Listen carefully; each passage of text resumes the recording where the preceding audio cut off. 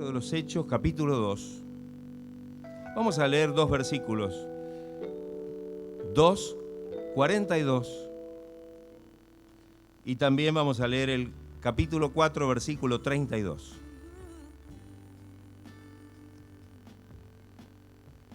Libro de los Hechos de los Apóstoles, capítulo 2, versículo 44 y capítulo 4, versículo 32.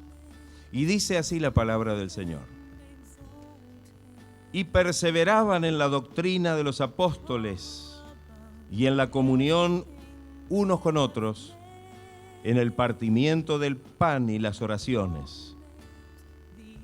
Y la multitud de los que habían creído era de un corazón y un alma, y ninguno decía ser suyo propio nada de lo que poseía, sino que tenían todas las cosas en común.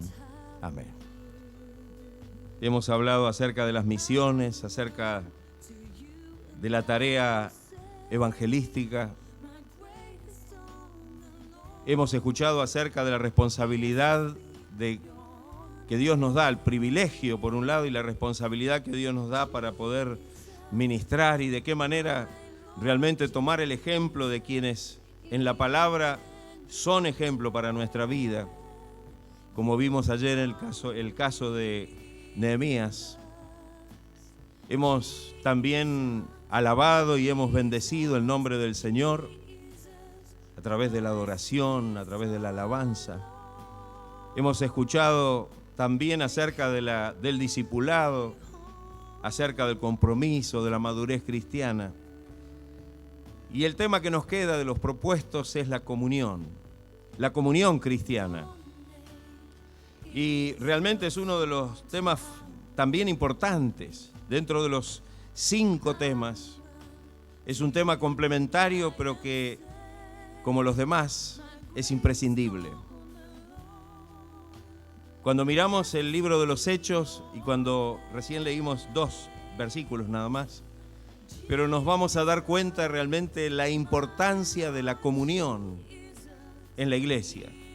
Digo esto porque cuando miramos el libro de los Hechos, estamos observando el nacimiento de la iglesia, estamos observando lo que se le llama la iglesia primitiva, la iglesia del primer siglo, y de alguna manera observamos lo que Dios comenzaba a hacer en la iglesia y comenzaba a establecer en la iglesia desde su comienzo. Y muchos dicen, ¿quién daría de poder realmente tener lo que tenía la iglesia primitiva? Y yo digo, hermanos y hermanas, lo que tenemos hoy no puede ser diferente de lo que tenía la iglesia primitiva. Lo que disfrutamos hoy y lo que hoy es importante para nosotros no está de ninguna manera alejado de aquellas cosas importantes que el Señor comenzó a hacer en la iglesia y a través de la iglesia en aquel tiempo. Quizá podemos pensar que en realidad, a través de los siglos de experiencia de la iglesia, partiendo de ese nacimiento el día de Pentecostés, no solamente tener lo esencial de la iglesia primitiva, que era lo que Cristo mismo les dejó para comenzar la tarea, sino también echar mano de la experiencia que a través de los siglos la iglesia ha tenido, y que hoy la iglesia tendría que ser una iglesia que más allá de aquellas cosas fundamentales de la iglesia primitiva, cuente con la experiencia y el obrar de Dios en este tiempo. Tenemos que decir que a pesar de esto que estoy diciendo, cuando observamos la iglesia de este tiempo, está muy lejos de eso. Pero no es algo que sucede porque sí. El Señor advierte que cuando lleguen los últimos tiempos, los postreros tiempos, la situación iba a ser difícil, iba a ser compleja. Y dice bien claramente que en los últimos tiempos iba a venir la apostasía, el amor de muchos se enfriaría, uno de los mensajes que de alguna manera se lo relaciona con la iglesia de los últimos tiempos, el mensaje a la iglesia de la Odisea, tiene como característica principal la tibieza, la mediocridad. Una iglesia conformada tal vez al ambiente del mundo, de lo exterior, una iglesia que en definitiva, pensando que era rica, Dios dice que era pobre. Pensando que no necesitaba nada, necesitaba todo. Y lo más importante que necesitaba era dejarlo entrar a Cristo, porque en esa iglesia Cristo está afuera, golpeando la puerta y pidiendo entrar. Que el Señor nos ayude, porque dentro de todos los tiempos, dentro de la historia de la iglesia de todos los tiempos, siempre hay un remanente, siempre hay un grupo que se ha mantenido firme y se ha mantenido fiel al mandato del Señor.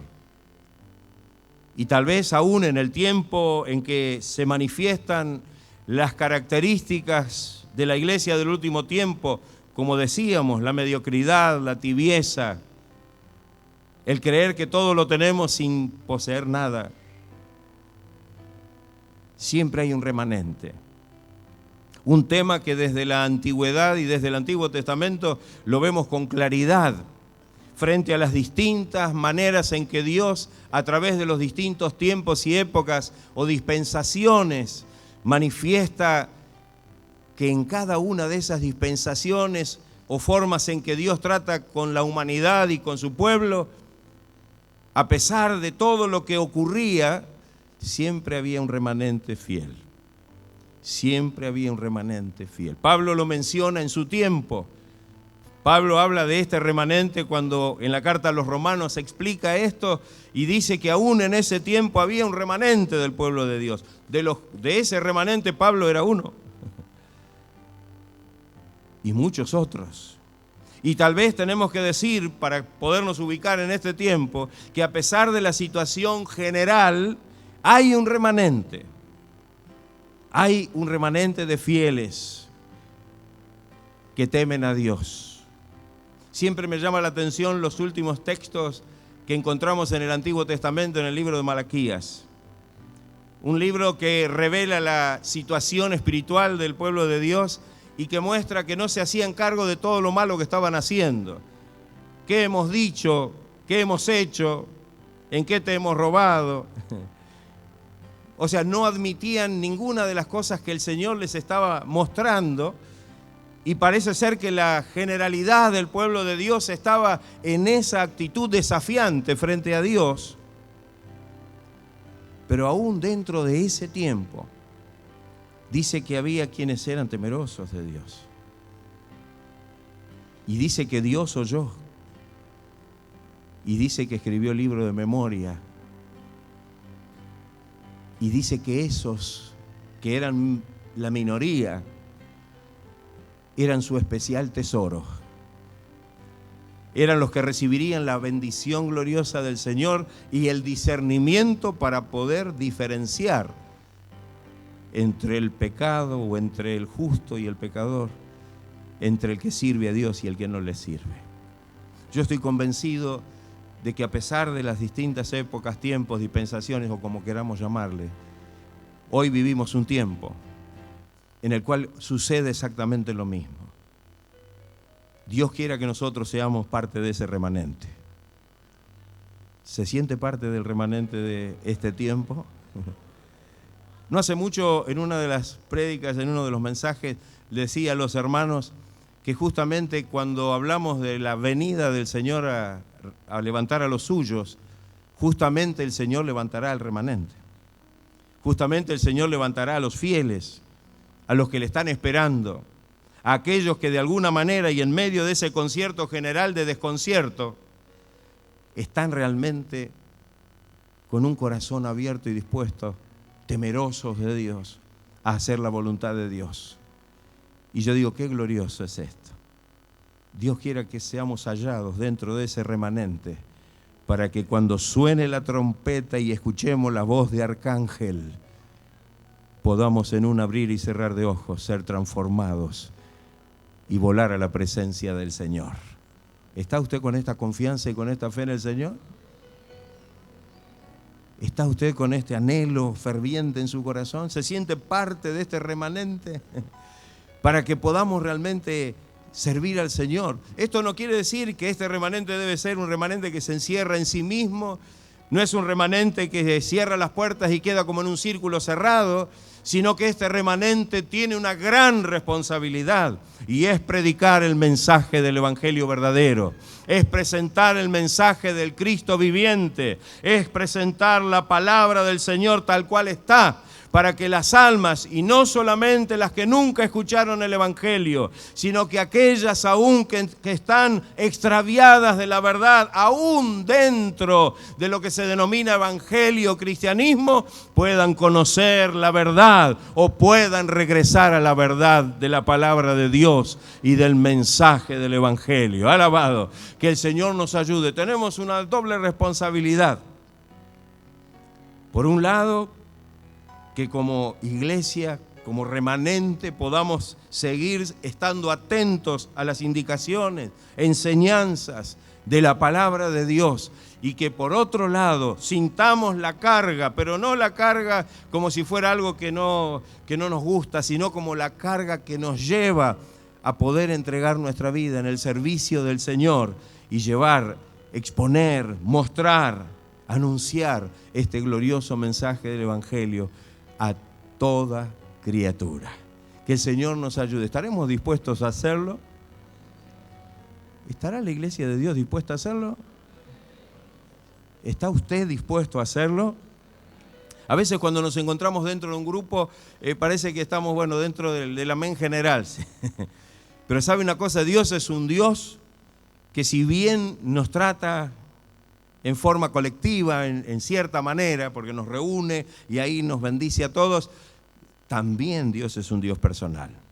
Y también cada uno de nosotros debe asumir la responsabilidad propia, personal, de poder realmente vivir en el temor de Dios, en la obediencia a Dios y disfrutar entonces de esta bendición maravillosa en este tiempo difícil. No nos cabe duda, no podemos inventar otra cosa. No podemos decir que los tiempos que vivimos son tiempos reales, ideales. Sabemos que son tiempos complicados, difíciles, pero en medio de este tiempo vivimos nosotros. En medio de este tiempo Dios nos ha puesto a nosotros.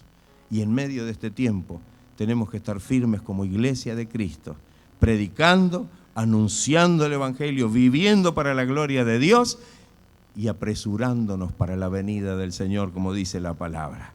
¿Está usted apresurándose para la venida de Cristo? ¿Qué querrá decir eso de apresurarse? Quiere decir de que estemos preparándonos con presteza, con diligencia, para que podamos estar en la condición que el Señor espera, para que cuando ese día llegue no seamos avergonzados, sino podamos ser levantados y podamos gozar de la bendición y de la presencia gloriosa del Señor. El tema que vamos a hablar en esta noche compete a este remanente. Compete a la iglesia verdadera, compete a la iglesia de Cristo. El tema de la comunión cristiana es algo fundamental para la iglesia. La palabra comunión viene de una palabra que ustedes conocen, muchos la saben, una palabra griega que es koinonía, y que en definitiva significa muchas cosas: relación estrecha, compañerismo, confraternidad, compartimiento, participación, unión, ayuda, contribución. Mire cuántas ideas encierra esta palabra. Es una palabra sencilla, pero tiene muchas aplicaciones que lógicamente están muy relacionadas. Es una común unión. Yo quisiera hacer alguna definición, así como vimos el significado de la palabra comunión en relación con el propósito de Dios. La comunión o la común unión que experimentó la iglesia primitiva, la iglesia del primer siglo, y de eso da testimonio, como dijimos antes, el libro de los Hechos, realmente muestra que allí se incubó una relación con el sentido de pertenencia y de fraternidad en los que son llamados. En ese momento y en ese tiempo, eso se había como, digamos, afianzado en aquellos que habían recibido el mensaje del Evangelio. Sabían que si bien recibían el mensaje del Evangelio, pero era muy importante el hecho de que formaran ellos una comunidad y que en esa comunidad estuviera el sentido de pertenencia y el sentido de fraternidad. Era necesario, era indispensable que esto ocurriera. De alguna manera esto también fue tan importante porque en el contexto de una fuerte amenaza que era la de competir con una religión establecida y mayoritaria como la judía en ese tiempo, lo que preservó a la iglesia del primer siglo de sucumbir frente al esfuerzo de poder ir formándose fue esa comunión, fue eso de sentirse parte de ese cuerpo y de esa fraternidad. De tal manera que esto realmente fue algo maravilloso en ese tiempo. De la manera que se manifestó, era tan importante que ellos se sintieran una sola cosa en el Señor y experimentaran esto. Por supuesto, esto viene aún del Antiguo Testamento. Cuando nosotros buscamos alguna raíz, algún origen en el Antiguo Testamento, encontramos, por ejemplo, en el libro de los Salmos, y ese salmo que dice, mirad, 133, mirad cuán bueno y cuán delicioso es habitar los hermanos juntos y en armonía. Porque allí envía Jehová bendición y vida eterna. ¡Qué maravilloso! En el Salmo 122, esa frase tan linda que hay hasta coros de escuela dominical, coros en la iglesia. Yo me alegré con los que me decían, a la casa de Jehová iremos. Esto nos muestra que el contexto del pueblo de Dios y el concepto de congregación era algo hermoso. El hecho de poder juntarse, de poder reunirse en la presencia de Dios y de una manera gozosa, de una manera agradable. Hoy podemos decir lo mismo nosotros. Podemos decir, yo me alegro con los que me dicen, vamos a la iglesia. ¿Se alegra usted de esta manera? Alguien le dice, hermano, vamos a la iglesia, gloria a Dios. Me gozo, yo me gozaré, me alegraré con los que me dicen, a la casa de Jehová iremos. ¿Y por qué vamos a la casa de Jehová? Porque allí vamos a estar unidos, juntos, compartiendo la bendición, un ambiente agradable, porque allí envía Dios su bendición, como en esta noche quiere enviarla aquí. Y si nosotros venimos a la iglesia, ¿cómo venimos a la iglesia nosotros? ¿Venimos con este sentido? Tengo que ir a la iglesia. Hoy llueve.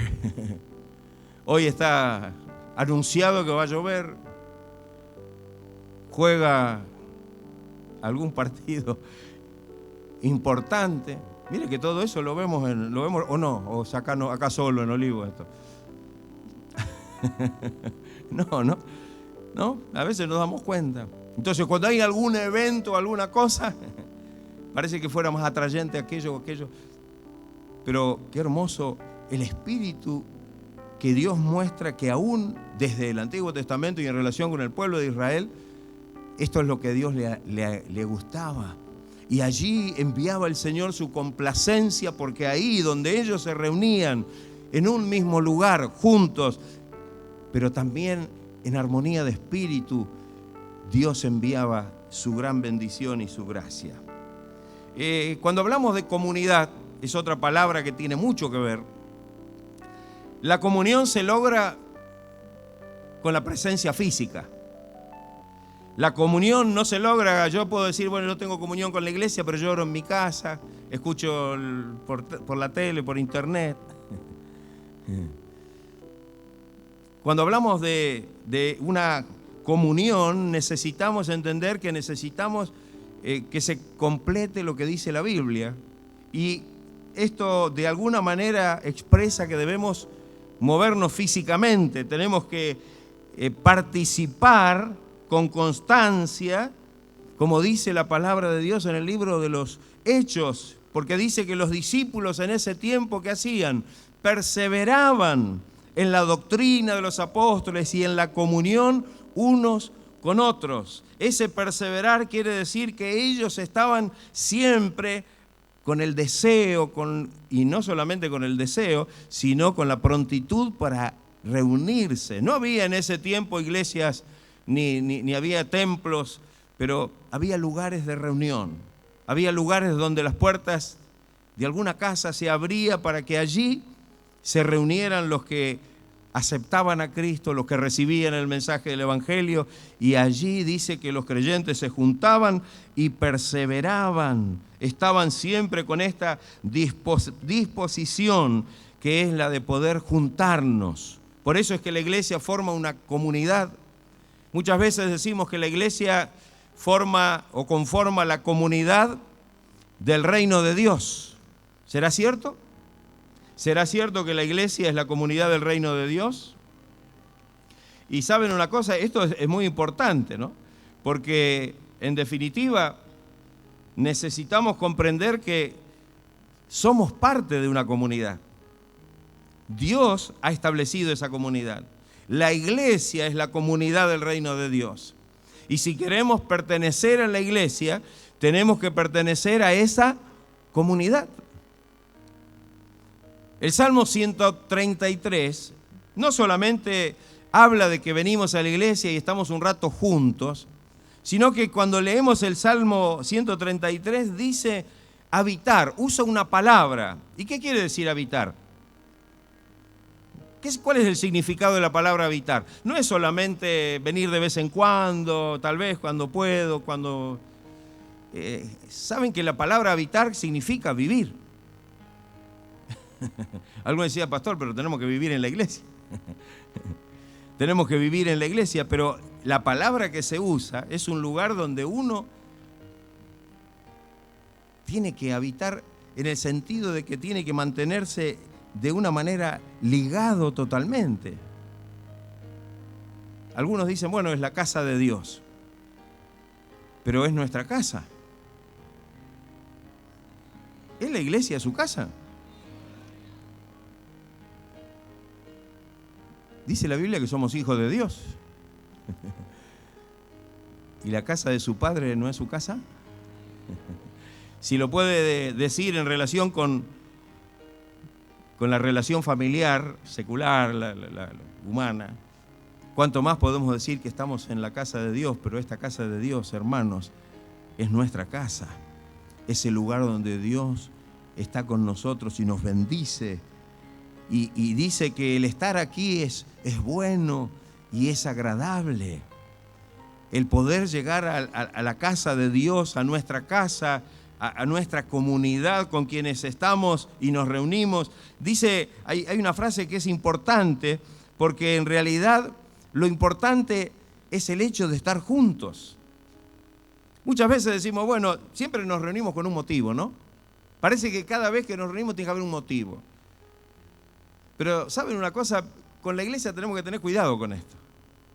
Porque hay un motivo, pero es permanente. Y es que el Señor todos los días nos está esperando en su casa. No puedo venir a la iglesia solamente cuando en la iglesia hay una fiesta, o cuando hay un programa especial, o porque tal vez hay una situación que entonces... debemos valorar más allá de todo lo que el Señor puede hacer y todo lo que nos puede dar. Tenemos que valorar el hecho de que podamos estar juntos. Yo creo que la iglesia primitiva en sus primeros tiempos no tenía grandes acontecimientos. ¿No es así?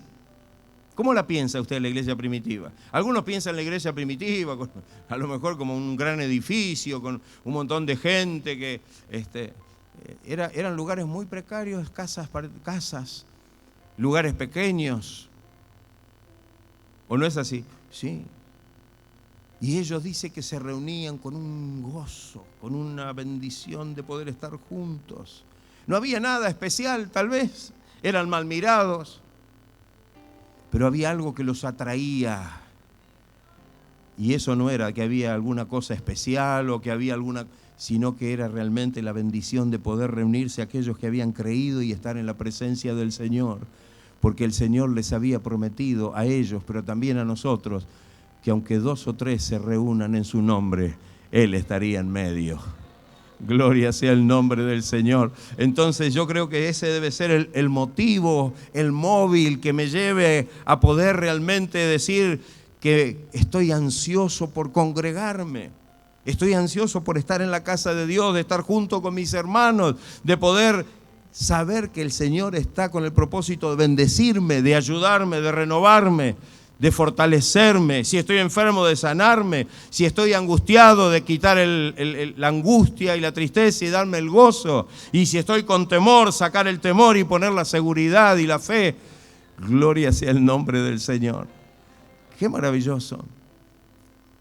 Por eso digo que hoy tendríamos que estar mejor que la iglesia primitiva, porque es una iglesia que sobre las mismas bases tiene una experiencia de tanto tiempo, pero creo que lo que ha pasado es que hemos ido perdiendo los valores fundamentales y principios que realmente llevaban a la iglesia a tener la bendición que tenía, porque no había nada especial, pero sí había algo especial, y eso especial no era otra cosa que la presencia del Señor. Y alguno puede decir, pastor, pero mire, hay veces que yo vengo a la iglesia y no siento la presencia del Señor. Entonces vamos a arreglar esto. ¿Por qué será? ¿Lo analizamos?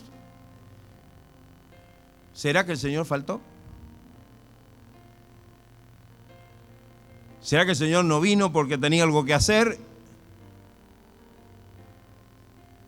No. Podríamos decir que el Señor no está cuando Él prometió que donde 2 o 3, aunque sea 2 o 3, se reúnan en su nombre, Él no faltaría, Él estaría en medio. Entonces, si yo digo que no recibí nada del Señor, ¿será porque el Señor no estuvo? ¿O será porque realmente yo no me conecté?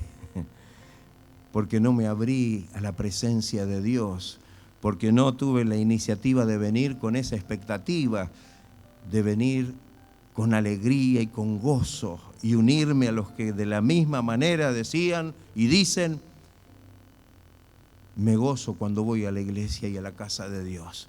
Estoy con alegría porque es el lugar que realmente... Siempre nuestro pastor decía que el mejor lugar para el cristiano es la iglesia. ¿Se acuerdan de eso? Los que lo conocieron. El mejor lugar, la iglesia. Es mejor que todo, es mejor que nuestra casa, es mejor que cualquier lugar de fiesta en el mundo, es que ninguna distracción y ningún divertimento que el mundo ofrece. El mejor lugar para el cristiano es la casa de Dios, es donde Dios nos recibe, donde Dios nos bendice, donde sentimos la renovación por medio de la gracia de su Espíritu Santo y salimos renovados para poder llevar esta bendición a aquellos que nos rodean. Qué maravilloso que podamos realmente tener este concepto, ¿no es cierto?, de poder habitar en nuestra casa. Hay algunos que le dicen, hay algunos creyentes que realmente han sentido el toque del Señor y vienen cada vez que la iglesia se abre y le dicen, mirá, vos estás todos los días en la casa del Señor. Y bueno, debería estar todos los días. Porque dice la palabra que debemos habitar, habitar juntos y en armonía. Que el Señor nos ayude para que esto realmente se pueda dar en nosotros. En la carta a los Hebreos hay una exhortación en esto y dice que debemos exhortar a los demás que no dejen de congregarse y mucho menos cuando aquel día se está acercando. ¿Cuál es aquel día? ¿A qué se refiere el escritor de la carta a los Hebreos? A la venida del Señor. Y mucho más cuando vemos que aquel día está cerca. No dejemos de congregarnos como algunos, dice, tienen por costumbre. Y podemos... ¿Cuál es nuestra costumbre? Porque algunos dicen, bueno, pero las costumbres no son buenas. Las malas costumbres no son buenas. Pero hay costumbres buenas. Los hábitos no son buenos. Los malos hábitos, pero hay hábitos que son saludables o son buenos. ¿O no es así? Claro. Si yo tengo la costumbre de congregarme, es una buena costumbre. Eso no significa que me congrego por costumbre.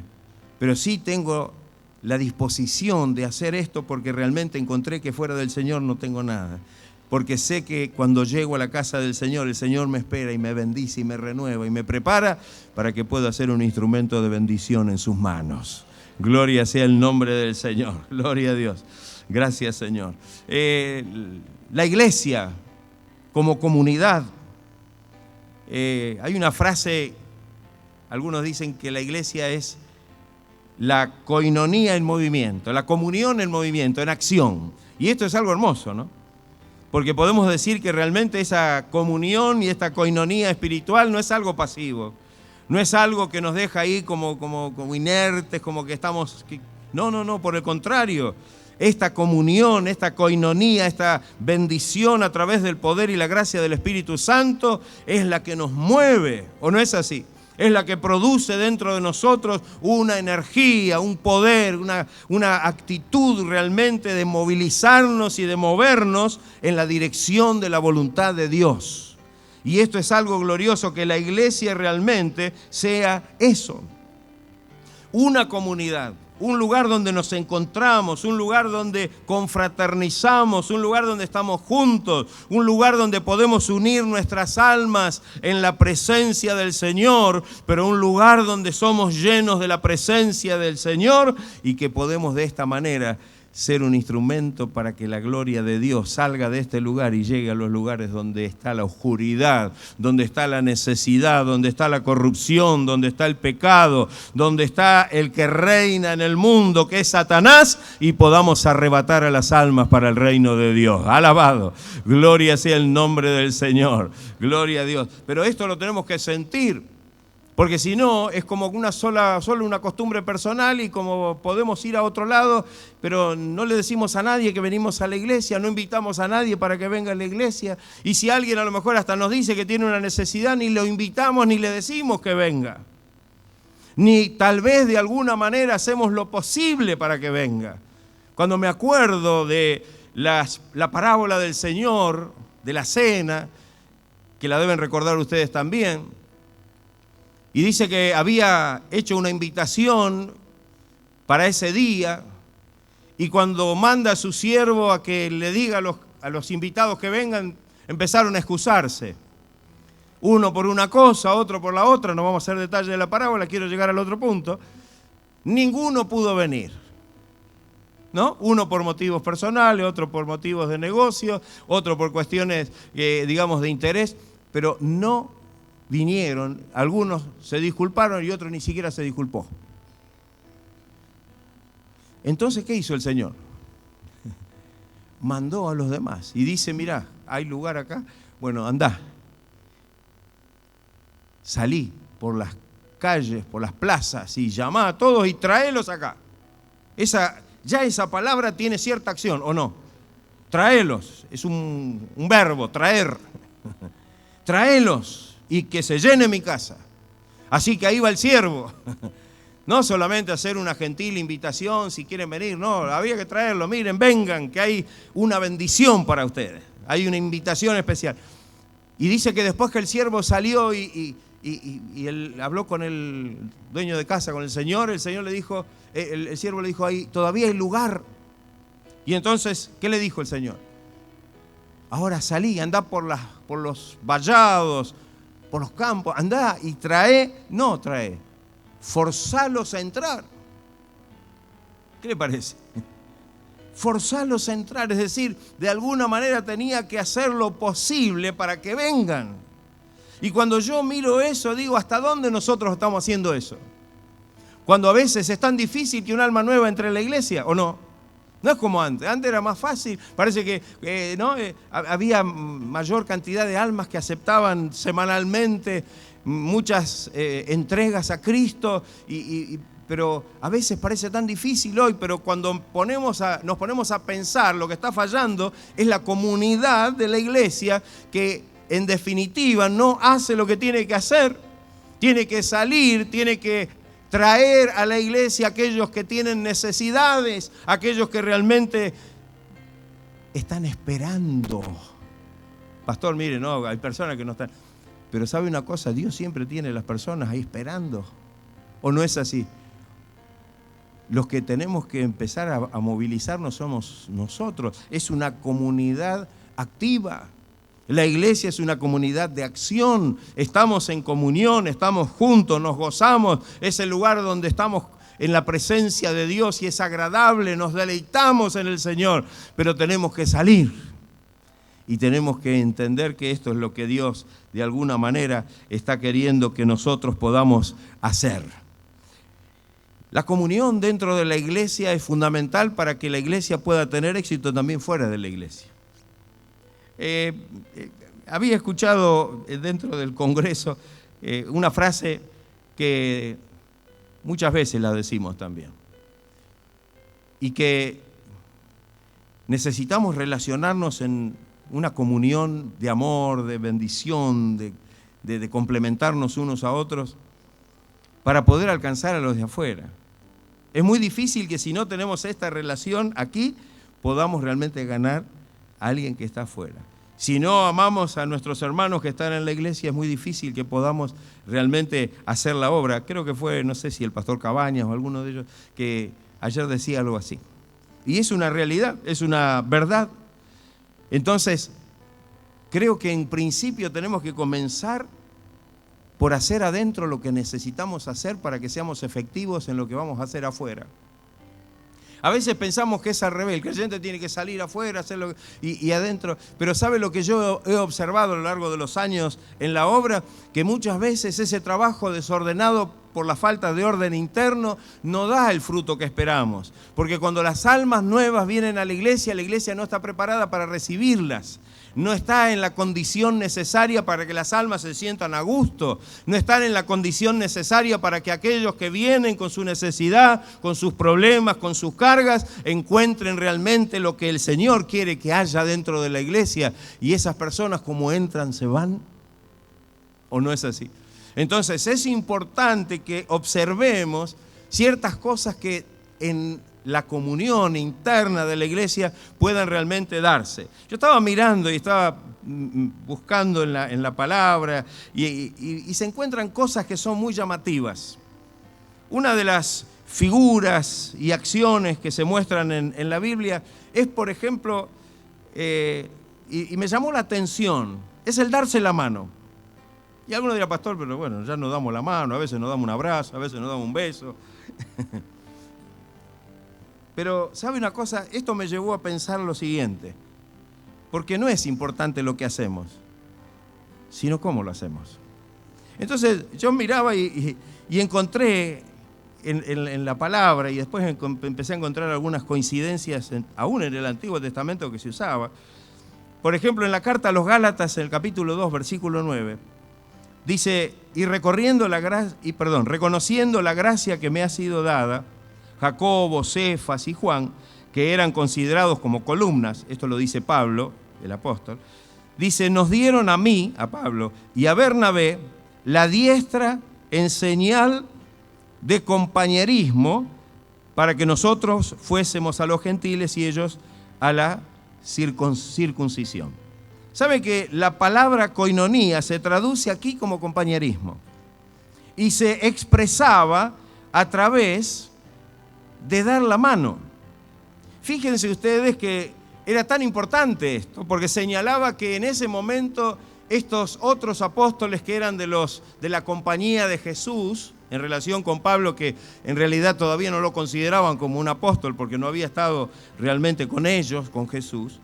Sin embargo, para demostrarle que lo reconocían como un apóstol a la altura de ellos, la señal que usaron, ¿cuál fue? Le dieron la diestra en esa señal, en esa actitud. Y yo digo, qué importante. ¿No es así? Qué importante. Y entonces empecé a mirar. Qué importante que podamos realmente tener esos actos que son bíblicos. Por ejemplo, el darse la mano es bíblico. La Biblia también habla del ósculo santo, que es el besarnos. Nos abrazamos. Pero ¿sabe una cosa? Eso tiene que tener un significado. Porque si no, en realidad no estamos transmitiendo lo que realmente significa esa acción. ¿O no es así? Claro. Y tenemos que estar de tal manera que cuando estrechamos la mano de nuestro hermano, podamos realmente estar sintiendo la comunión espiritual. que cuando nos saludamos y estrechamos un abrazo, cuando tenemos esa relación, entendamos que si no estamos como el mundo, porque uno lo ve en el mundo y en el mundo pasa lo mismo. En el mundo también se saludan, se abrazan, se besan todos. ¿O no es así?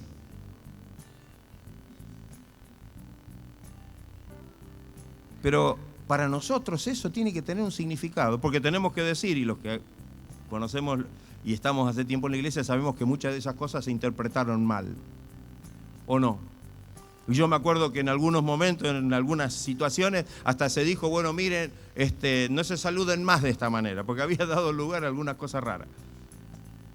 ¿Pero por qué? Porque no se había interpretado, porque lo que se hacía no se hacía con el verdadero sentido de la comunión cristiana. No se estaba haciendo de la manera que realmente debería expresar un corazón lleno del amor del Señor hacia el hermano, hacia la hermana, hacia los que están alrededor nuestro. Y yo digo, qué importante tal vez para recapacitar. Un detalle que se nos pasa, nos saludamos habitualmente como algo automático, ¿o no es así? Pero qué importante que podamos hacerlo de corazón, que el saludo aún parece una cosa que fuera superficial, que fuera una cosa, sin embargo, lo vamos a notar que en muchos pasajes de la Biblia vamos a encontrar ese detalle, que no es un detalle, porque en definitiva eso tenía una importancia. Y eso estaba demostrando que había en el corazón realmente una comunión y un amor de Dios hacia la persona que estamos saludando. Y yo digo, qué hermoso recuperar eso dentro de la iglesia.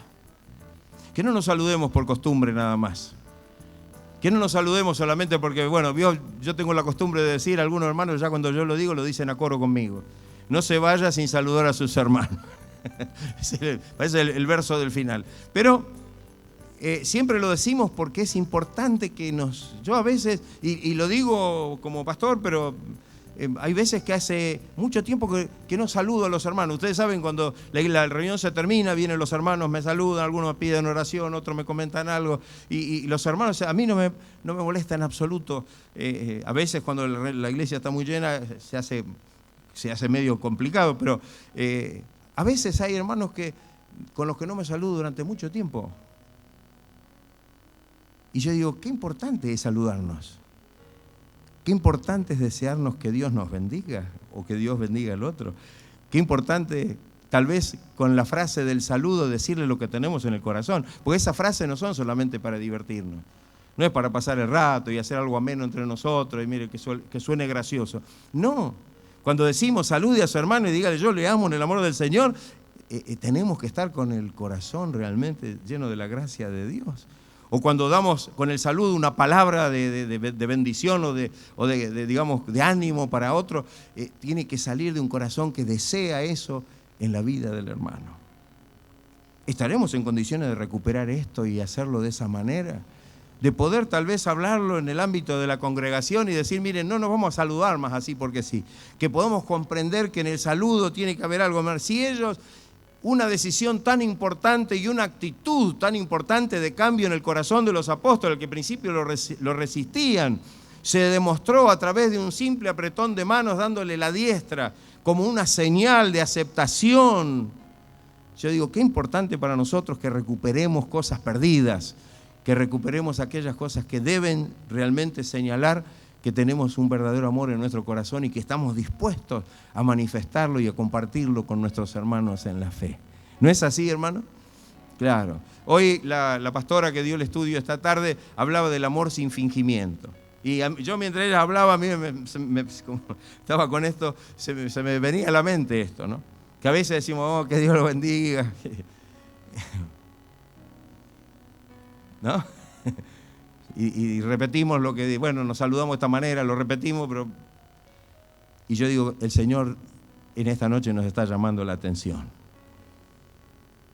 Para que cada uno tenga que controlar esto, porque usted no puede controlar esto en el otro, pero usted sí lo puede controlar delante de Dios y decirle, Señor, yo no quisiera decir nunca más, Dios te bendiga, yo le amo, o decir lo que sea, si realmente no lo siento en el corazón. Necesito quebrantarme en la presencia de Dios y que cuando nos saludemos yo pueda expresar lo que realmente el Señor ha derramado en mi corazón.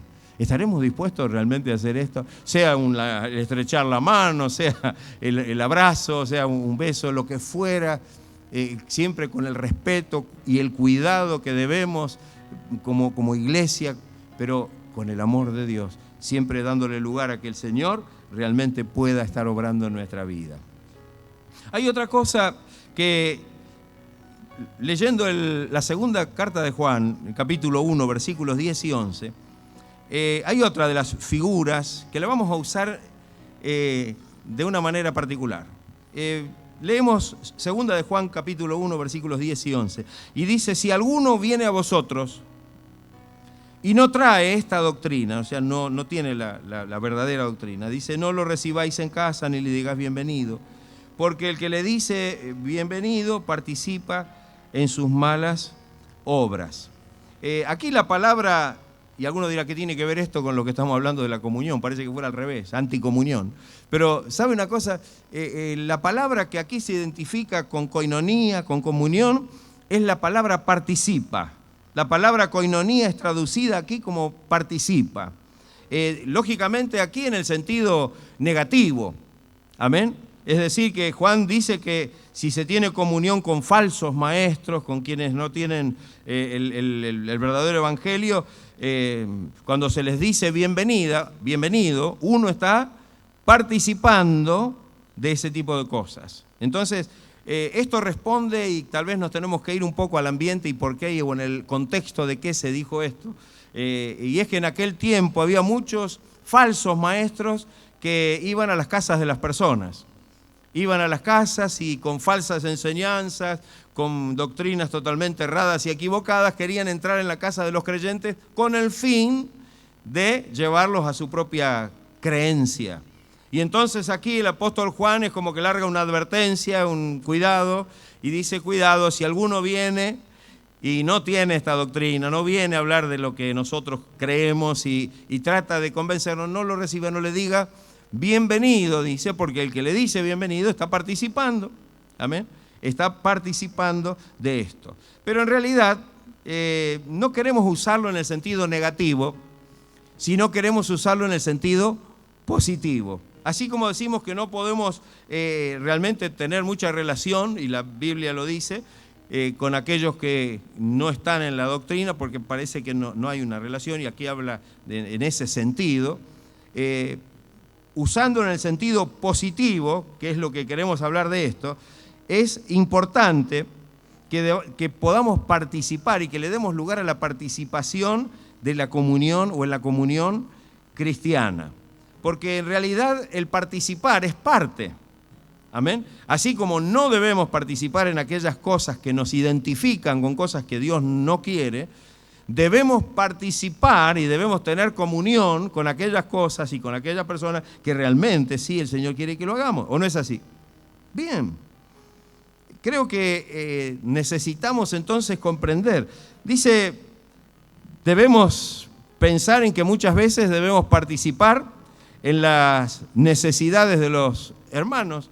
Y ahí tenemos la enseñanza. La iglesia primitiva se había juntado y dice que todos participaban, y aún los que tenían más vendían sus cosas y sus posesiones para poder, de alguna manera, los que tenían más ayudar a los que no tenían o tenían menos. Y de esta manera, en esa participación, había una bendición para los hermanos que en comunidad estaban en la iglesia. ¿O no es así? ¿Se hacía eso o no? ¿Y quién lo había ordenado? El Señor. Era algo que se menciona positivamente en la Biblia, que debía realmente hacerse. Cuando se participa, se fortalece, como cuando la iglesia de Jerusalén mandó a Bernabé a la iglesia de Antioquía para animarlos con el propósito de que permanecieran fieles al Señor. Tuvieron una participación, enviaron a uno que realmente tenía ese ministerio, ¿no? Que era Bernabé, que le llamaban hijo de consolación. Y bueno, esa participación era con el objetivo de fortalecer a los hermanos debilitados. Cuando se participa, se hace mejor un trabajo. Y esto se ve en la elección de los diáconos.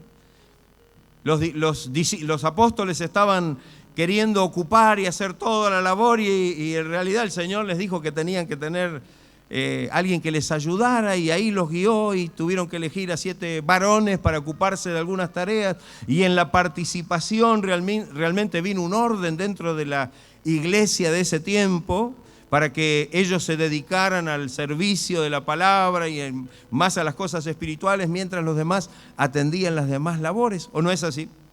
Es objetivo. Cuando se participa, se consiguen victorias. Cuando la iglesia estaba orando y se habían unido y se habían hecho partícipes de la oración, cuando Pedro estaba preso, cuando estaba en la cárcel, ¿Dios qué hizo? Dice que Dios abrió las puertas de la cárcel. ¿O no es así? Cuando ellos estaban orando, Dios le estaba abriendo las puertas a Pedro de la cárcel para que él saliera, para que el Señor mostrara su poder y su gracia. Esa participación es maravilloso. Si un hermano quiere participar en las actividades de la iglesia, entonces ahí hay que decirle bienvenido. Ahí es donde tenemos que poder usar esto en forma positiva. Al que, como decía Juan, al que viene con una doctrina diferente y nos quiere convencer, nos quiere arrastrar a otra cosa, no le diga bienvenido porque se hace partícipe de esto. Pero cuando alguien quiere servir al Señor y quiere ser parte de la iglesia, dígale bienvenido. El Señor está dispuesto a recibirlo y hacer de esa persona un instrumento también de bendición para la gloria y para la honra del Señor. El compartir también es realmente compartir el mismo yugo. Cuando la Biblia habla del yugo, también lo dice en sentido negativo y lo podemos ver en el sentido positivo. No os unáis, dice allí en la segunda carta a los Corintios, capítulo 6, 14, no os unáis en yugo desigual con los incrédulos, porque ¿qué compañerismo tiene la justicia con la injusticia o qué comunión la luz con las tinieblas? La palabra compañerismo acá también corresponde a la palabra comunión. ¿Qué comunión hay? Y esto es algo que lógicamente la respuesta es negativa, no hay ninguna comunión. ¿Qué comunión hay entre Cristo y Belial? Ninguna. ¿Qué comunión hay entre el justo y el injusto? Entre la luz y las tinieblas, la justicia y la injusticia, nada. Entonces esto es algo que realmente se veía de esa manera. En ese caso el yugo era un pedazo de palo con unas curvas en la punta, se ponían sobre la nuca de los bueyes y allí se los ataba con unos cueros a los cuernos para que caminaran juntos. Ahora, cuando esto se toma en el sentido positivo, hay un yugo para nosotros. No sé si usted se deja poner el yugo que ahora le voy a decir. Ahí en Mateo 11, 29 y 30, el Señor habla de que Él dice, llevad mi yugo sobre vosotros, ¿no? Y aprended de mí que soy manso y humilde de corazón. Porque mi yugo es fácil y ligera es mi carga. De alguna manera, el poder estar en yugo con el Señor y poder caminar juntos, estar ligados de esta manera, es una bendición. Así como el yugo con los incrédulos nos hace o nos lleva a la incredulidad y al pecado y al apartarnos del Señor. Y esto lo sabemos, ¿no? ¿O no? Sí, muchas veces cuando hay situaciones que nos quieren enlazar con las cosas del mundo, hacemos uso de esta palabra y decimos, sabemos que no. Porque el Señor lo explicita bien en la palabra. Y cuando alguien dice, mire, pastor, ore porque yo voy a hacer esto, y a veces yo le digo, mire, yo no puedo orar por algo que la Biblia dice que no lo debemos hacer. Pero cuando el Señor nos dice que tenemos que ponernos el yugo, ese sí póngaselo. Y de alguna manera ese yugo nos lo tenemos que poner todos para poder ser guiados y caminar conforme al propósito que Dios tiene para nuestra vida.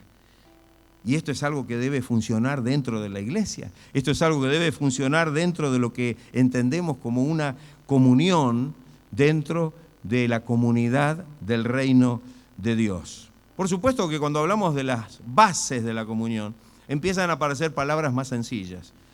Una de ellas es el amor, que no quiero hablar mucho del amor, porque hoy a la tarde la hermana habló bastante, ¿no? La pastora que dio sobre el discipulado habló bastante acerca del amor, pero puedo recordar solamente el texto de Colosenses 3:14 que dice, y sobre todas las cosas vestidos de amor, porque amor es el vínculo perfecto. La palabra vínculo significa lazo de unión. Es decir, que el amor es el lazo que nos une. O sea que la base de la comunión cristiana es el amor. Si no hay amor, no hay comunión. Si no hay amor, no hay comunión. ¿Qué le parece? ¿Será tan estricta la cosa? Sí. Si no hay amor, podrá haber coincidencias. Si no hay amor, podrá ser que a lo mejor podamos llevarnos bien porque hay alguna paridad de carácter. Pero eso no nos distingue a nosotros como iglesia. Eso se da en el mundo. ¿O no es así? Ahí con las personas del mundo pasa eso, hay mayor afinidad con uno que con otro, y todo eso es común, pero eso no es lo que nos une a nosotros en la iglesia. El vínculo, el lazo de unión dentro de la iglesia para nosotros es el amor de Dios. Que como dice Pablo cuando escribe a los romanos, que el amor de Dios ha sido derramado en nuestros corazones por el Espíritu Santo que nos fue dado. ¿Qué me dice? ¿Ni amén tampoco? El amor de Dios fue derramado en nuestros corazones por el Espíritu Santo que me fue. Ah, pero yo recibí el Espíritu Santo, pero no tengo el amor. ¿Sabe que hay una cosa que quiero aclarar con esto? Somos muy aptos para inventar cosas. Es igual que cuando decimos no tenemos fe. Cuando Dios nos ha salvado, ya ha puesto en nosotros una semilla de fe. Porque nadie puede conocer al Señor y aceptarlo si no es por la fe. Y esa fe, dice la Biblia, dice Pablo a los Efesios, que es don de Dios. Entonces, si alguien dice que no tiene fe, es porque no la usa.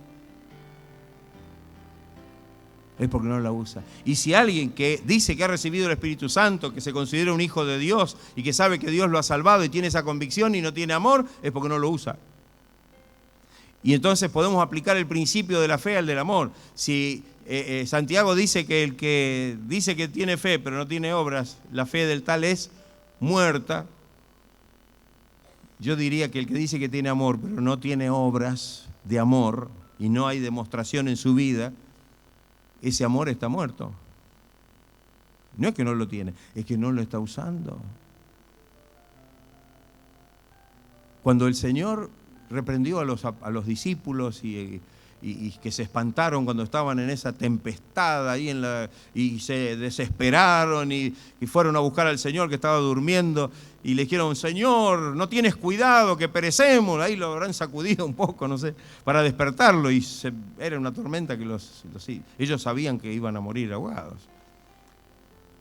Y el Señor los vio sacados, los vio desesperados, los vio como que no iban a entender nada. Entonces, ¿qué fue lo primero que hizo? Calmó la tormenta. Y después lo felicitó a todos. Los felicito, es bárbaro. Menos mal que me despertaron. No. Hombres de ¿qué? De poca fe. No usaron la fe. En vez de usar la fe, usaron la desesperación. Y sabe que con el amor nos pasan cosas similares. Con el amor nos pasan cosas similares. Así como aquel que no usa la fe, en vez de realmente aprovecharse y tomar la victoria sobre las cosas, es vencido por las situaciones y se desespera. El que no tiene amor se ve en la situación realmente de hacer lo que Dios no quiere que suceda en nuestra vida. Porque cuando no obramos por el amor de Dios, no podemos ver la necesidad del otro. ¿O no? No podemos verla. No nos vamos a compadecer de nada. ¿Por qué Jesús se compadeció de las multitudes? ¿Qué fue lo que lo movió a la compasión? El amor. Ah, pero era Jesús. Pero no nos dio Él de su amor, no derramó por el Espíritu Santo ese amor en nuestros corazones. Que el Señor nos ayude para que podamos comprender que esa es la voluntad de Dios para nuestra vida. ¿O no es así? Claro. Necesitamos comprender que necesitamos entender que ese es el amor que necesitamos practicar entre nosotros. Si alguien dice: ah, pero no lo siento. ¿Usted lo escuchó alguna vez eso? Es del léxico evangélico eso. Esa palabra, esa frase es del léxico evangélico. Cuando el cristiano no quiere hacer algo, dice, no lo siento. ¿Y cuándo el Señor nos dice que tenemos que hacer las cosas? Cuando las sentimos. Búsquemelo en la Biblia y después me lo dice. Se va a pasar leyendo y no va a encontrar eso. Porque no es por sentimiento. No es por sentimiento. Necesitamos ejercitarnos en el amor. Y cuando, como la fe, empezamos a ejercitarnos, la fe crece. Y cuando en el amor comenzamos a ejercitarnos, el amor crece. El amor comienza a manifestarse a través de nuestra vida. Que el Señor nos ayude para que podamos tomar conciencia de esta verdad. Cuando Pablo habla del amor fraternal y le escribe a los Gálatas, realmente tiene que decirle cuidado, porque estaba hablándole a la iglesia y les dice algunas cosas que son difíciles, porque mire, Gálatas 5, 14 y 15, dice, porque toda la ley en esta palabra se cumple. Ya saben cuál es. ¿Cuál es? ¿En qué palabra se resume toda la ley? En el amor. El amor. Toda la ley se resume en el amor. Amarás a tu prójimo como a ti mismo. Ahora, ¿sabe cómo sigue el versículo? El versículo sigue diciendo, los versículos siguen diciendo el segundo.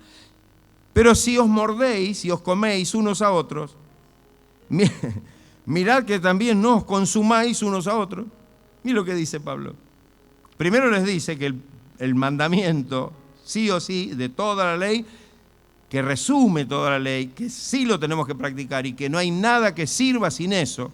Usted fíjese, usted puede decir que yo tengo algún don y qué sé yo, pero si no tiene amor, ¿de qué sirve? Dice la Biblia. ¿De qué sirve? De nada. Vengo a ser como címbalo que retiñe, ¿no? Como metal que resuena, con un pedazo de hierro que golpea estridente al oído. Algo molesto. Los dones mismos, sin el amor, fíjense lo que terminan siendo. No sirven. No tienen capacidad alguna para nada. Y cuando tenemos la lista aún de los frutos del Espíritu, eso lo mirábamos hoy con la pastora, ¿qué fruto encabeza la lista de los frutos del Espíritu? El amor. El amor. Entonces, que el Señor nos ayude para comprender. Es importante saber que cuando esto sucede, y dice que en realidad cuando esto pasa, de que empezamos a mordernos, y dice que se produce la destrucción. Porque esa actitud destruye. Cuando no actuamos por amor, nos destruimos unos a otros. ¿O no es así? Usted fíjese que cuando no opera el amor de Dios, decimos una palabra que lo deja al otro knockout.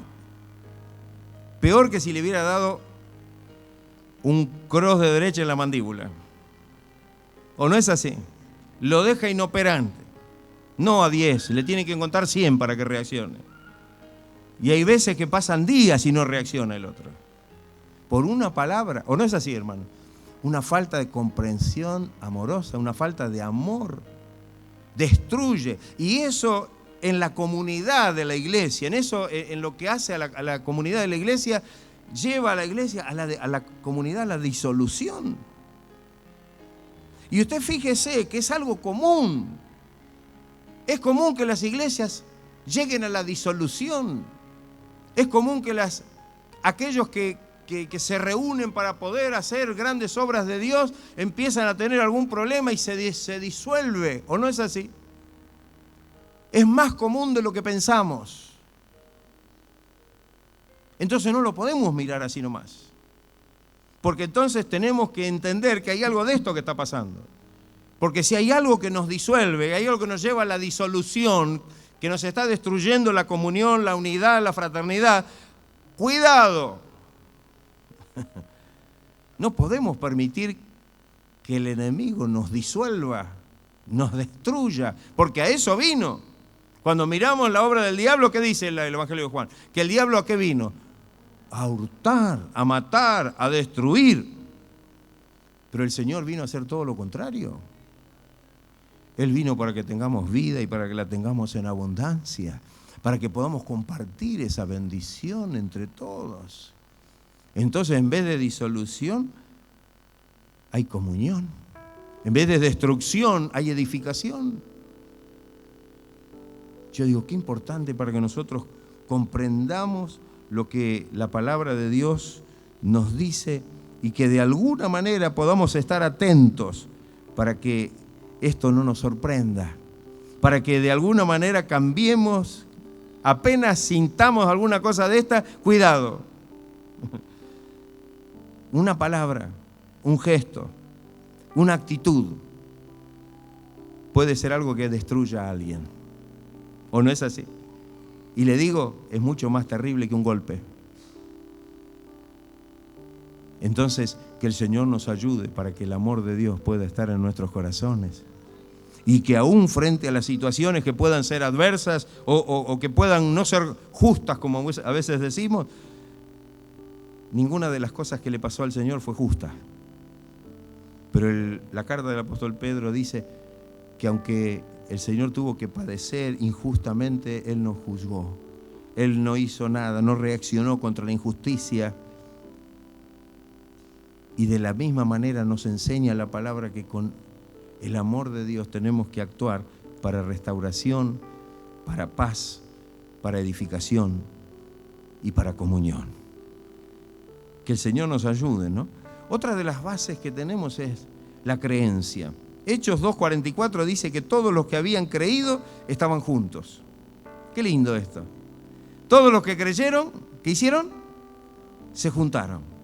Es que el haber creído nos junta, ¿o no es así? ¿No tenemos una relación especial con aquellos que creen como nosotros? Hay una relación de fe que nos une, y esto es algo maravilloso que tenemos que comprender, que es lo que Dios quiere. ¿Qué es lo que Dios quiere con aquellos que creen? Algunos dicen, yo soy creyente, y el otro dice, son creyentes, pero si lo junta como los hacen unos chisporroteos que entonces algunos están cortos. Algo pasa, ¿o no? Porque dice que la creencia, el creer en el Señor, los que creyeron estaban juntos. Es una de las bases, el poder creer en lo mismo, el poder tener una misma fe en el sentido de doctrina y de creencia en el Señor. La aceptación del mensaje, de la palabra, de los apóstoles. Primera de Juan 1:3 dice que lo que hemos oído y visto, esto os anunciamos para que también vosotros tengáis comunión con nosotros, dice Juan. Amén. Que esta palabra que les estamos transmitiendo sirva para que ahora ustedes tengan comunión con nosotros. Mire cuántos elementos básicos que apuntan a la comunión y son expresos porque lo dice con todas las letras. Entonces, si hemos recibido y estamos escuchando la misma palabra, ¿esto qué tiene que hacer? Unirnos. Si yo estoy escuchando esta palabra y el otro hermano está escuchando esa palabra, ¿a qué nos tiene que llevar esto? Que en esta palabra, en este mensaje, tenemos que encontrar la comunión. Necesitamos que estos elementos básicos de comunión se manifiesten en nuestras vidas. Y usted fíjese cuántos hay. Usted fíjese cuántos elementos básicos de fe hay. La permanencia en la luz de Dios. El texto de 1 de Juan 5-7 dice, este es el mensaje que hemos oído de él y os anunciamos. Dios es luz y ninguna tinieblas hay en él. Si decimos que tenemos comunión con él y andamos en tinieblas, ¿qué somos? Somos mentirosos. Mentimos, no practicamos la verdad. Pero mire lo que dice, pero si andamos en luz, como Él está en luz, ¿cómo sigue? Tenemos comunión los unos con los otros. ¿Y cómo sigue? Y la sangre de Jesucristo nos limpia de todo pecado. Qué hermoso esto. Qué hermoso esto. Andar en la luz. Y alguno dirá, ¿y qué es andar en la luz? ¿Qué representa la luz y las tinieblas en este caso? La luz representa hacer lo bueno. Muy fácil. Cuando leemos en Mateo, cuando el Señor habla de esto, Mateo capítulo 5, dice, así alumbre vuestra luz delante de los hombres para que vean ¿qué? vuestras buenas obras. O sea que el que anda en la luz, esa luz ilumina y alumbra sus buenas obras. Así alumbre vuestra luz delante de los hombres para que vean vuestras buenas obras. Las tinieblas representan el hacer lo malo, porque dice Juan 3, 19 y 20, que esta es la condenación, que la luz vino al mundo y que los hombres, ¿qué hicieron? Amaron más las tinieblas que la luz. ¿Por qué? Dígalo fuerte. Porque sus obras eran malas. Mire, ahí está la diferencia. Las buenas obras. Ah, no, pero las obras son del Antiguo Pacto. Perdón, pero estoy leyendo el Nuevo Testamento, por si alguno no se dio cuenta. Necesitamos entender que lo dice bien claro el Señor a través de esta palabra para que nos demos cuenta que necesitamos. Y en esto tenemos comunión. Los que andamos en la luz tenemos comunión los unos con los otros. Y esa comunión, ese andar en la luz, en el andar a la luz de la palabra del Señor, de la obra del Espíritu Santo, hace que la sangre de Cristo nos limpie de todo pecado. Yo digo, qué hermoso todo esto que estamos diciendo, pero todo esto apunta a una relación directa de unos con otros. Porque fíjese cuántos motivos tenemos para poder estar en comunión. Yo no pensé que había tantas cosas que hablaban de la comunión. Hay algunas razones por las cuales debemos realmente tener comunión. Primero, porque fuimos llamados por el Señor. Y dice bien claro ahí en 1 Corintios 1, 9 y 10. Fiel es Dios por el cual fuiste llamados, dice, a la comunión con su Hijo Jesucristo, nuestro Señor. ¿Qué le parece? Fuimos llamados a la comunión con Jesucristo. Hemos sido llamados a la comunión. O sea, ¿por qué? ¿Qué razón tenemos para hablar de la comunión y entender que tenemos que pensar en la comunión como algo básico, como algo que realmente... Porque el Señor nos llamó a la comunión con su Hijo. Nos llamó para que formamos parte de esta comunión. Porque ese fue el deseo de Jesús. Cuando el Señor oró allí en esa hermosa oración de Juan 17, el Señor dice, para que todos sean uno, como tú, oh Padre, en mí y yo en ti, que ellos sean uno también en nosotros. ¿Qué le parece? No solamente es el deseo de Jesús, sino es la oración de Jesús por esto. Jesús oró por la comunión entre nosotros. ¿Sabía eso usted? Ah, sabía.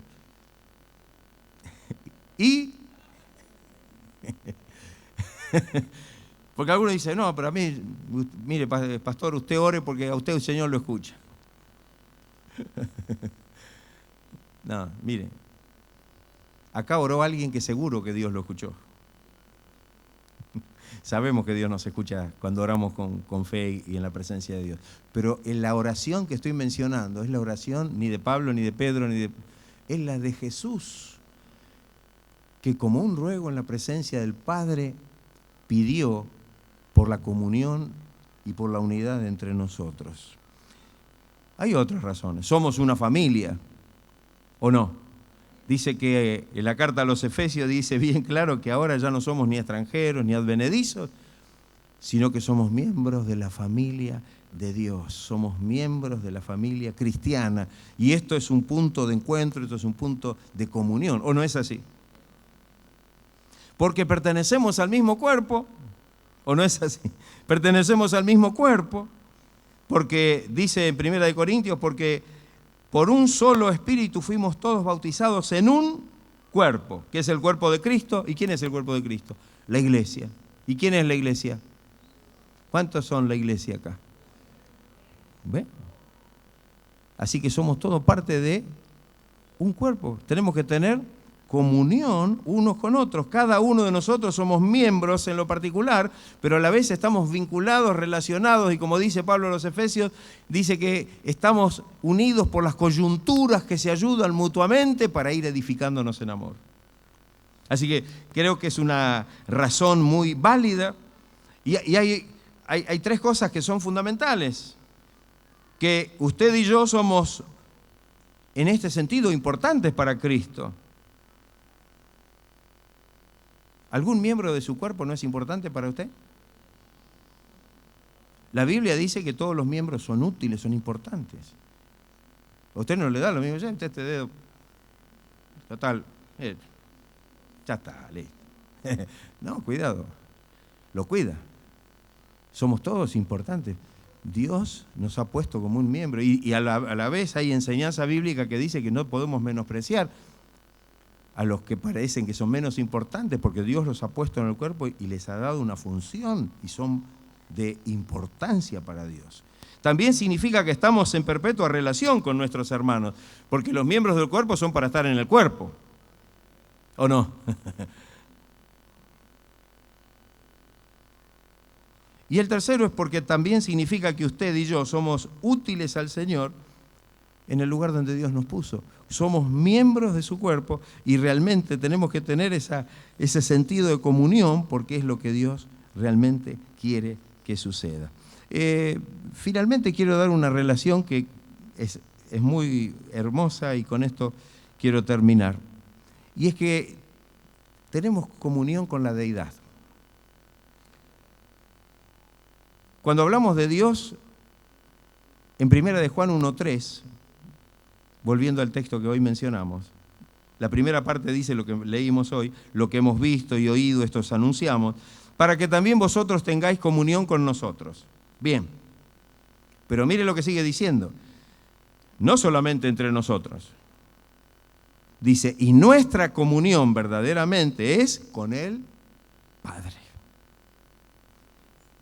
¿A usted le dice algo que Dios nos ha llamado para que podamos tener comunión con Él?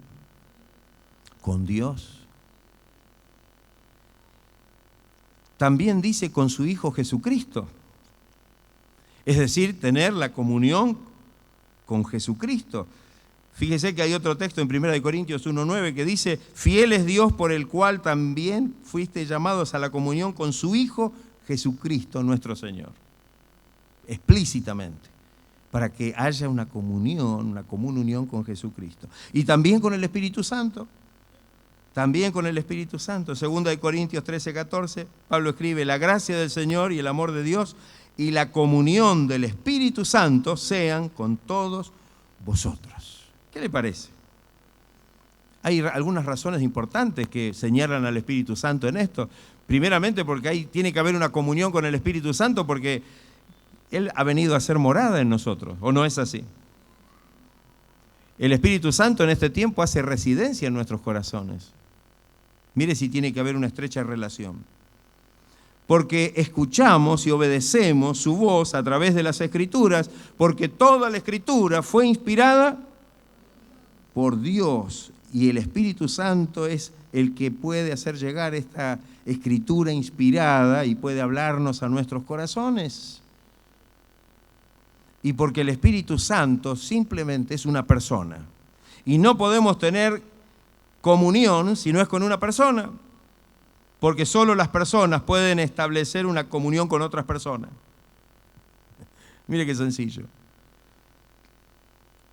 Entonces, qué importante para nosotros poder analizar el tema de la comunión, pero con el propósito de hacer algo.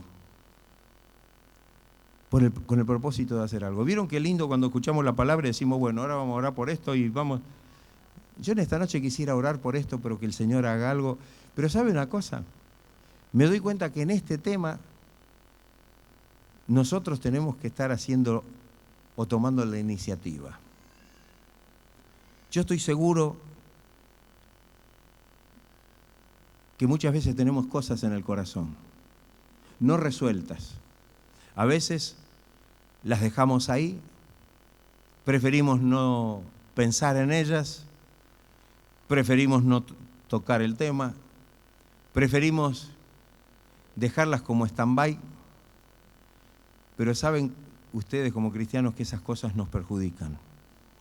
Porque si hay algo en nuestra vida que no permite que la comunión realmente sea algo real en nosotros como comunidad, como iglesia, como cuerpo de Cristo, como lo quiera llamar en las figuras que tenemos en la Biblia, En esta noche el Señor nos está haciendo un llamado a solucionar urgentemente esa situación. Y lo que debemos hacer es tomar la decisión de hacerlo. ¿Qué pasaría si no hacemos lo que Dios nos dice? ¿Qué pasa? ¿Qué diríamos nosotros a esa pregunta? Si el Señor nos dice tenemos que arreglar situación, tenemos que solucionar este tema, hay una comunión que no es tal, y estamos de alguna manera dando lugar a que en realidad en vez de la comunión, de la común unión, haya cosas que nos están separando, que nos están distanciando, que no nos permiten hasta ser sinceros entre nosotros, ni siquiera, como dije al principio del mensaje, hasta cuando nos damos la mano y le decimos al otro que Dios lo bendiga. ¿Usted no cree que Dios nos está pidiendo algo en esta noche? Yo lamento que el Congreso cierre con este tema, pero ¿saben una cosa? Va a ser una bendición maravillosa si nosotros podemos tomar la decisión y resolver el problema.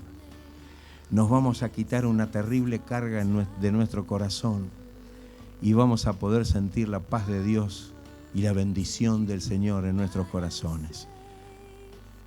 ¿Qué pasa si, como última consideración, como padre, los que son padres, miran a sus hijos y los ven peleados, los ven enfrentados? ¿Qué es lo que sentimos? ¿Nos duele el alma, el corazón? ¿Alguna otra cosa? Tristeza, angustia. ¿Cómo se sentirá el corazón de Dios cuando ve a sus hijos que están en esta situación? Entonces, yo creo que en esta noche, sabiendo que el Señor quiere que estemos juntos, pero con un tono de alegría, de gozo, de complacencia, donde podemos sentirnos que nos complementamos unos a otros, que somos diferentes, que no a todos Dios nos dio el mismo talento, ni el mismo don, ni el mismo ministerio, somos diferentes, pero que todos nos complementamos como los miembros del cuerpo se complementan para que armónicamente puedan realmente ser útiles y de bendición. De la misma manera, el cuerpo de Cristo necesita que sus miembros puedan realmente ser dóciles y permitir que la gracia de Dios pueda realmente obrar en cada corazón. Yo creo que el Señor nos está pidiendo algo en esta noche. ¿Estaremos dispuestos a dárselo? ¿Estaremos dispuestos a decirle, Señor, yo estoy dispuesto hoy a quitarme esta carga de encima? Estoy dispuesto hoy a no simular más un saludo.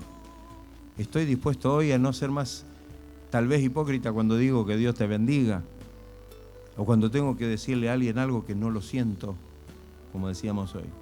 Cuando en realidad Dios nos ha derramado su amor en nuestros corazones por el Espíritu y nos está pidiendo que lo usemos para la gloria de Dios.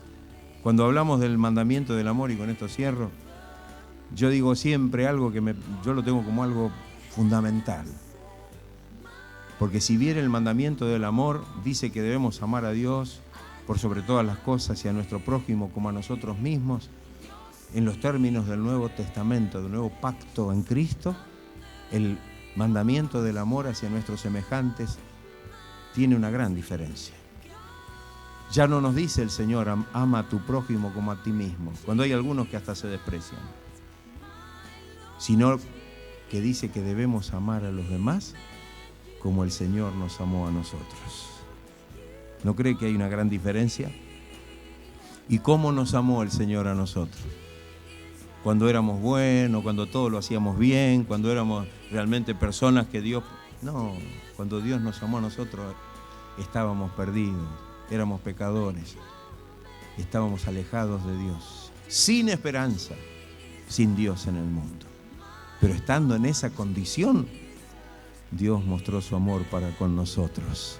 Cristo murió por nosotros. No debemos nosotros entonces pedirle al Señor que nos ayude y dar ese paso para poder sacarnos esta carga de encima y saber que a lo mejor esa actitud es la que retiene muchas bendiciones del cielo sobre su vida, sobre su familia, sobre su ministerio.